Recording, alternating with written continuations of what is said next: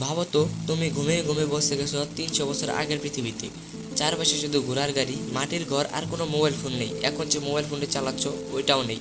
অথবা উল্টোটা, তুমি চলে গেছো এমন এক ভবিষ্যতে যেখানে রোবট মানুষকে চালাচ্ছে। অসম্ভব মনে হচ্ছে, তাই না? হয়তো না। আজ আমরা জানবো টাইম ট্রাভেল কি আসলেই সম্ভব। চলো দেখা যাক, টাইম ট্রাভেল কি আসলেই সত্যি। সময় এটা এমন কিছু যেটা আমরা দেখতে পারি না, কিন্তু সব কিছুতে প্রভাব ফেলে। কিন্তু যদি সময়ে আসা যাওয়া করা যেত, তাহলে কেমন হতো? টাইম ট্রাভেল এটি কি শুধু সায়েন্স ফিকশন, নাকি একদিন বাস্তবে সম্ভব হবে? আজ আমরা জানবো সময় ভ্রমণ সম্পর্কে এমন কিছু যা আপনি কখনো ভাবেননি। ধরা যাক, আপনি চলে গেছেন 100 বছর আগের কোনো গ্রামে, যেখানে নেই মোবাইল ফোন, ইন্টারনেট, এমনকি ইলেকট্রিসিটিও না। বা আপনি গেছেন ভবিষ্যতে, যেখানে উড়ন্ত গাড়ি, রোবট এবং চিপ লাগানো মানুষ। ভাবতেই গায়ে কাটা দিচ্ছে, তাই না? টাইম ট্রাভেলের ধারণা বহু প্রাচীন। মহাকাব্য, মহাভারতে পর্যন্ত টাইম ট্রাভেলের ইঙ্গিত পাওয়া যায়। মহাভারতের মধ্যে মহাশশী কাকসন্ধি সময়ের সীমা অতিক্রম করতে পারতেন। এটা কি ছিল টাইম ট্রাভেলের ইঙ্গিত? পরে অ্যালবার্ট আইনস্টাইন তার থিওরি অফ রিলেটিভিটির মাধ্যমে বললেন, সময় হলো আপেক্ষিক, মানে গতি ও মধ্যাকর্ষণের উপর নির্ভর করে এটি ধীরে চলে বা দ্রুত। যদি আপনি আলোর গতিতে চলে যান, তাহলে সময় আপনার জন্য ধীরে চলবে। অন্যদের তুলনায় আপনি ভবিষ্যতে পৌঁছে যাবেন। এই প্রক্রিয়াকে বলে টাইম ডাইলেশন।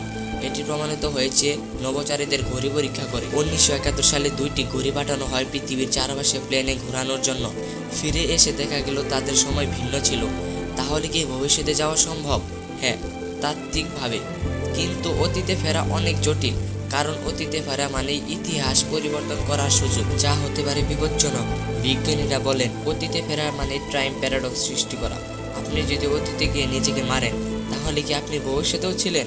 এই ধরনের সমস্যার কারণে সময়কে একমুখী রাস্তা হিসেবে ধরা হয়। কিন্তু যদি ওয়ার্ম হোল খুঁজে পাওয়া যায়, ওয়ার্ম হোল হলো একটি শর্টকাট যা মহাকাশের দুই প্রান্তকে যুক্ত করতে পারে, এবং তাত্ত্বিকভাবে সময়েও দুই প্রান্তকেও। কিন্তু এখন পর্যন্ত বাস্তবে এমন কোনো ওয়ার্ম হোল খুঁজে পাওয়া যায়নি। তবু বিজ্ঞানীরা হাল ছাড়েননি। অনেকেই বলেন ব্ল্যাক হোল হতে পারে টাইম ট্রাভেলের গেট, কারণ সেখানে স্পেস টাইম ভেঙে পড়ে। যদি আমরা ব্ল্যাক হোলকে নিয়ন্ত্রণ করতে পারি, তবে হয়তো একদিন সময়ের মাঝে পথ তৈরি করতে পারব। অনেক দাবি করেছেন তারা ভবিষ্যৎ থেকে এসেছেন। তাদের কিছু তথ্য ছিল সত্যি, কিছু কিছু ভুল।